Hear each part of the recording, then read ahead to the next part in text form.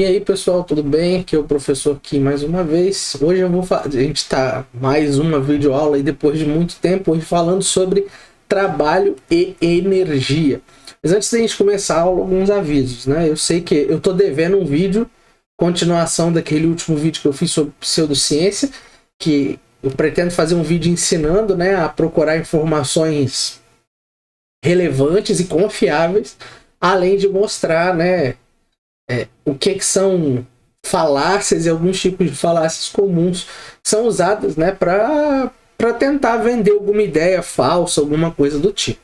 Mas aí eu vou preparar o vídeo e vai ficar talvez para um próximo vídeo, mas vai sair. Então, sem mais delongas, para a aula de hoje a gente vai começar definindo, né, o que é trabalho e o que é energia. É muito comum nos livros de física definirem trabalho e energia como duas grandezas que dependem uma da outra diretamente, né? Eles definem esse trabalho como a energia necessária para deslocar um objeto e energia como sendo a capacidade de um corpo realizar trabalho. A definição de trabalho como a energia necessária para mover um objeto, ok, é até por isso, né, que a gente mede o trabalho, até botei aqui, em joules, que é a unidade de energia. E é isso mesmo, tá? A pronúncia disso aqui é joules, assim, né? Você lê joules. Porque o sobrenome, né, do James Prescott, apesar dele ser inglês, esse sobrenome dele aqui, vinha do pai dele que era francês. Então isso aqui você lê Jules. Quem quiser pode até pesquisar aí sobre a pronúncia do nome dele e vai encontrar que essa é a pronúncia. E fica a curiosidade, apesar da gente comumente falar joules, né, a pronúncia correta é joules. E falando sobre a definição de energia, existe uma forma muito mais elegante e até eu diria mais correta de definir energia, que é através das chamadas leis de conservação, que são a lei de conservação da energia, do momento linear e do momento angular. Essas leis de conservação elas vêm de algumas leis de simetria. Essas leis de simetria elas estão associadas a um teorema, que é um chamado, vou escrever aqui, ó, é o chamado teorema de Noether. Noether foi uma cientista, uma física e matemática, que elaborou um teorema que relacionava grandezas conservadas, entre elas a energia, e definia a energia como sendo a grandeza conservada quando um sistema tinha simetria temporal. Claro que isso, não só esse linguajar, como a matemática envolvida em tudo isso é muito mais avançado. Mas quem tiver curiosidade de pesquisar, é bem interessante. Eu vou deixar aqui, pode pesquisar aqui, ó, Teorema de Noether. Vai falar, é claro, se você não entende, né, a matemática necessária, pode pular, tenta ler artigos que sejam mais de divulgação sobre o assunto.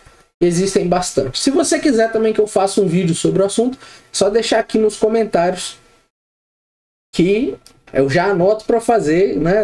A velocidade que eu estou fazendo o vídeo, um dia sai, né? Mas eu faço. Demora, mas eu faço. Então, ó, já aproveita também que já está aqui, já curte o vídeo aí, compartilha, faz o pacote completo.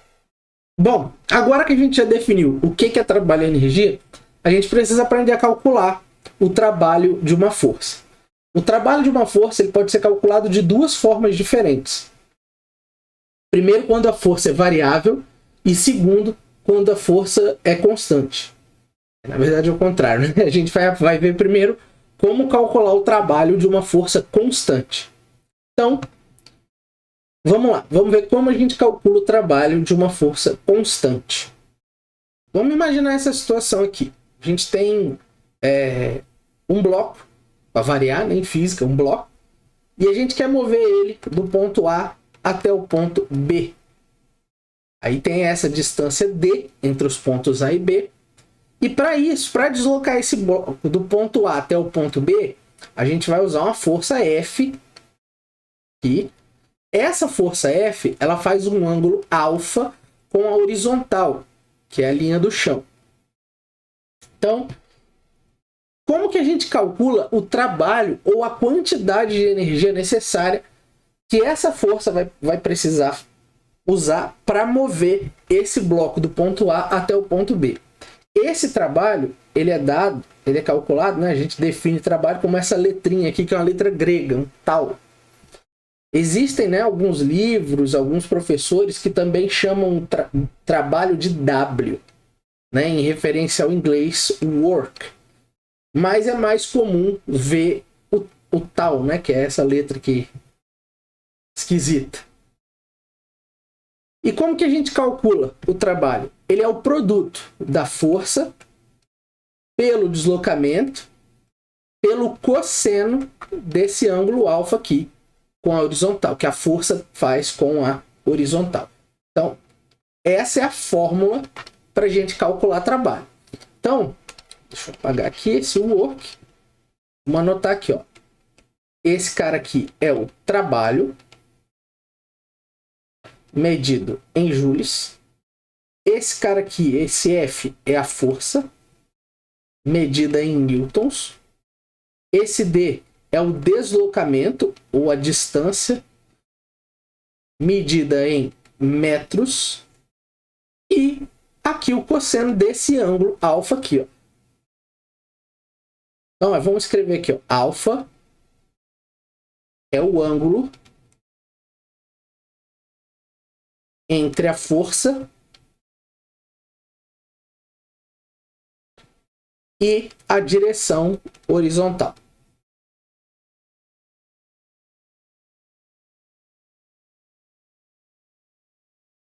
Uma outra coisa que é importante a gente falar aqui é que o trabalho ele também pode ser negativo. Porque nem sempre o trabalho que a gente vai calcular é da força que está sendo usada para mover o objeto. Por exemplo, se esse bloco aqui estiver sendo deslocado numa superfície que tem atrito, vai aparecer aqui também uma força de atrito, que é oposta ao movimento. Essa força de atrito ela vai gerar um trabalho negativo. Esse trabalho negativo a gente chama de trabalho resistente. Então, quando o trabalho é negativo, a gente diz que o trabalho é resistente. E quando o trabalho é positivo, como é o caso nessa situação aqui do trabalho dessa força F, a gente diz que o trabalho é motor.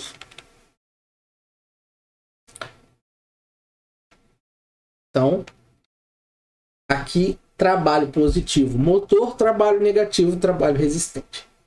Então vamos ver agora como aplicar essa fórmula aqui num exercício. Então temos aqui o exercício de trabalho de uma força constante. O exercício fala o seguinte: uma pessoa puxa uma mala de rodinhas desde o balcão da empresa aérea até a saída do aeroporto. Sabendo que a força exercida pela pessoa era de 120 newtons, então, vou marcar aqui a força. Essa força fazendo um ângulo de 60 graus com a horizontal, então marcamos aqui também os 60 graus. E que a distância do balcão até a saída é de 10 metros, calcule o trabalho realizado pela pessoa para puxar a mão. Então vamos anotar, a primeira coisa que a gente faz quando a gente vai resolver qualquer problema de física é anotar os dados.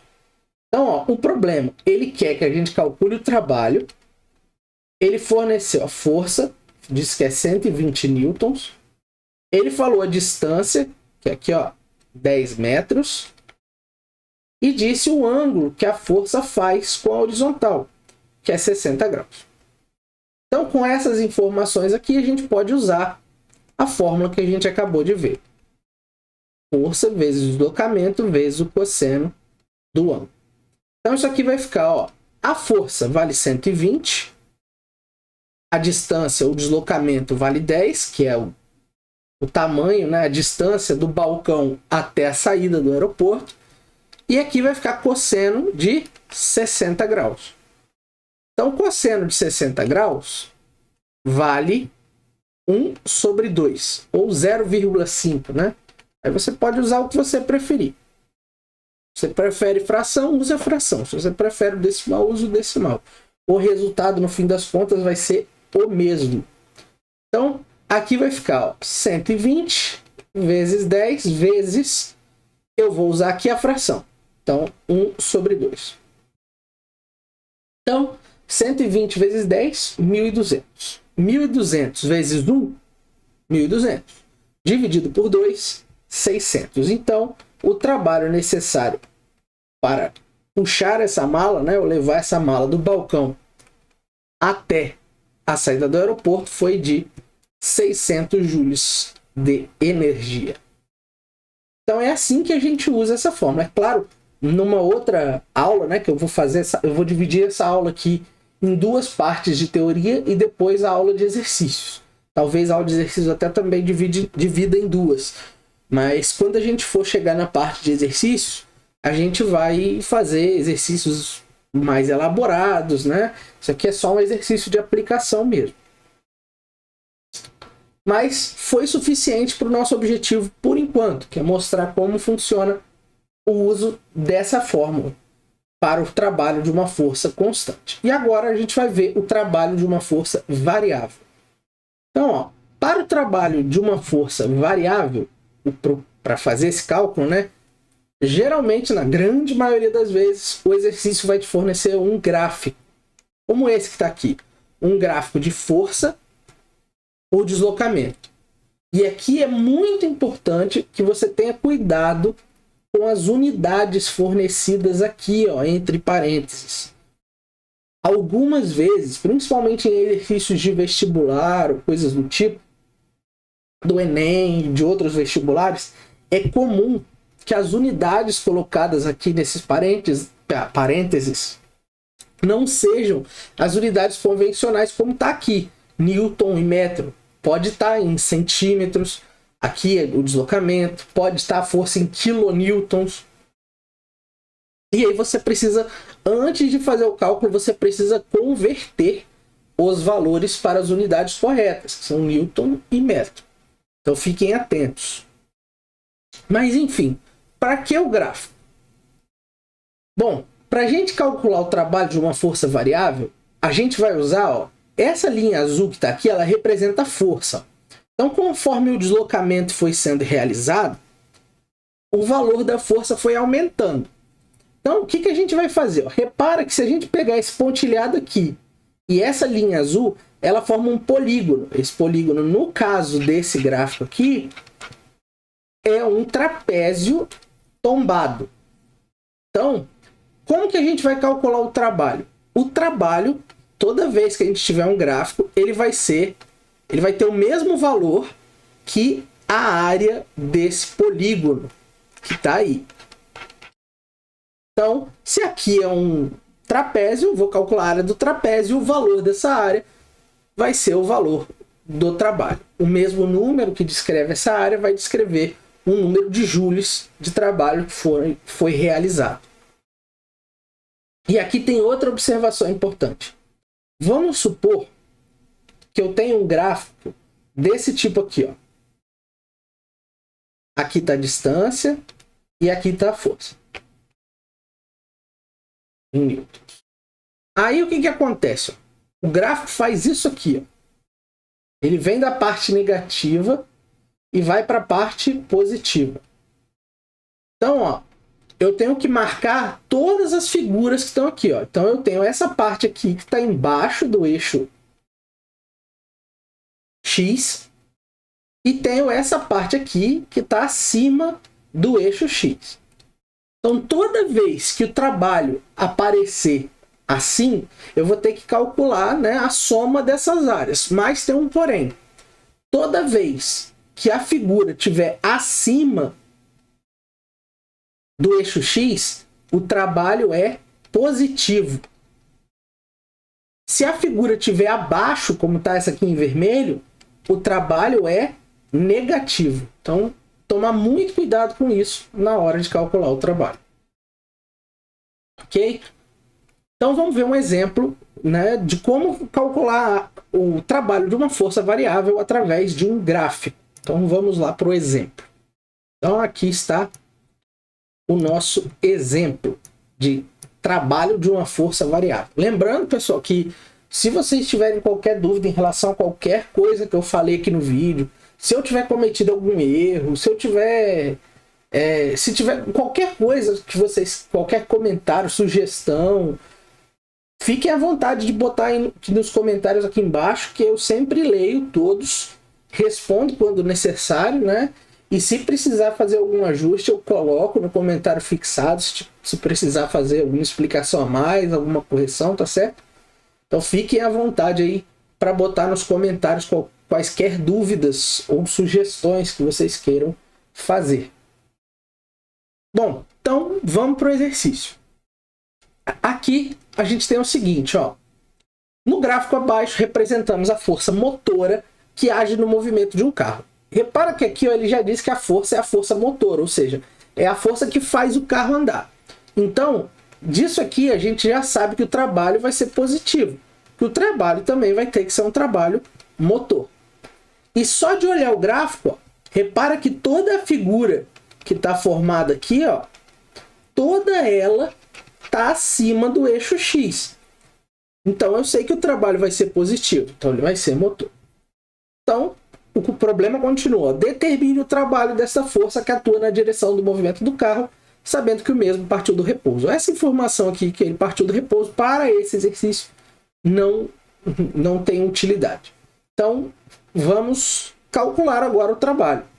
Repara aqui, ó, mais uma vez, o trabalho varia ao longo do deslocamento. O trabalho não, a força, né? Perdão. Varia ao longo do deslocamento. E aqui, ó, a gente tem um polígono formado aqui. Esse polígono é um trapézio. O trapézio, então, para eu calcular a área desse trapézio, que vai ser o equivalente ao trabalho, a gente usa essa fórmula aqui, ó. Base maior mais base menor vezes a altura dividido por 2. E aí, quem é o que aqui nesse trapézio aqui? Então, a base maior é esse cara aqui de baixo, ó. Então, daqui do 0 até 600, a base maior é 600. A base menor, ó, é esse cara aqui, do 200 até o 500. Então, é só fazer 500 menos 200, 300. E a altura tá aqui do lado, ó, 1.200.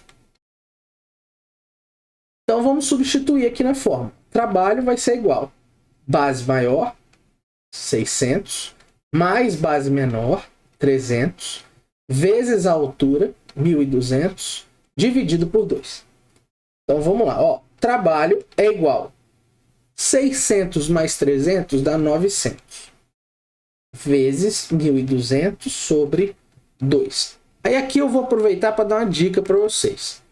Toda vez que você for multiplicar um número, tem um monte de zero, que nem esses aqui, ó, você faz o seguinte, você conta quantos zeros tem. 1, 2, 3, 4. Então tem 4 zeros aqui. Então eu vou pegar e vou botar esses 4 zeros aqui logo, ó. 1, 2, 3, 4. E aí o que eu faço agora? Eu pego os números que sobraram, 9 e 12, e multiplico. 9 vezes 12 dá 108. E coloco aqui na frente. Então o resultado deu 1.080.000. Isso dividido por 2. Então o trabalho vai ser 1.080.000 dividido por 2, se eu não me engano, dá 540.000 joules.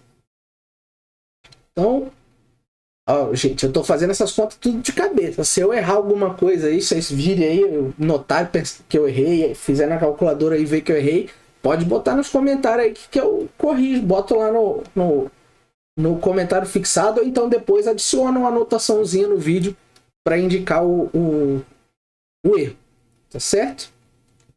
Então, calculamos aqui o trabalho dessa força. Então, não tem muito mistério, não. Essa força variável geralmente vai ser um gráfico, aí o que vocês têm que tomar cuidado é aquilo que eu falei. Se alguma parte do gráfico passar para baixo do eixo X, aí você tem que lembrar que essa parte que está abaixo, ela vai entrar no cálculo como trabalho negativo. Então tem que ficar esperto com isso aí. Claro, na aula que eu for fazer de exercício sobre isso aqui, a gente vai falar também, né? Vai resolver exercícios que tem situações assim para a gente ver como funciona. Então, aqui eu vou terminar a primeira parte dessa aula sobre trabalho e energia. Mas na próxima parte a gente vai ver o seguinte. Então, ó, na próxima parte a gente vai ver o trabalho da força-peso, que para o caso da força-peso, tem um detalhezinho que facilita o nosso cálculo e já vai servir para a gente ter uma noção de quando for calcular a energia potencial, que a gente vai falar também. A gente vai falar do teorema do trabalho e da energia cinética. Apesar de aqui no canal ainda não ter videoaula sobre energia cinética, eu vou falar sobre ela também, vou explicar o que é, porque é um conceito bem simples. Então, e a gente vai falar sobre isso aqui e nós vamos encerrar falando sobre potência. Então, na próxima parte dessa aula, a gente vai falar sobre a teoria disso aqui da mesma forma que eu falei hoje. Vou explicar como calcula, falar a fórmula, fazer um exemplo de aplicação e encerrar. E aí depois eu vou fazer uma videoaula só de exercícios. Aí resolvendo exercícios de diversos níveis. Mais fácil até um pouco mais complexo. Então é isso, pessoal. Espero que vocês tenham gostado. Não se esqueçam aí de curtir, compartilhar o vídeo aí com seus colegas, parentes, todo mundo que você queira que aprenda física aí.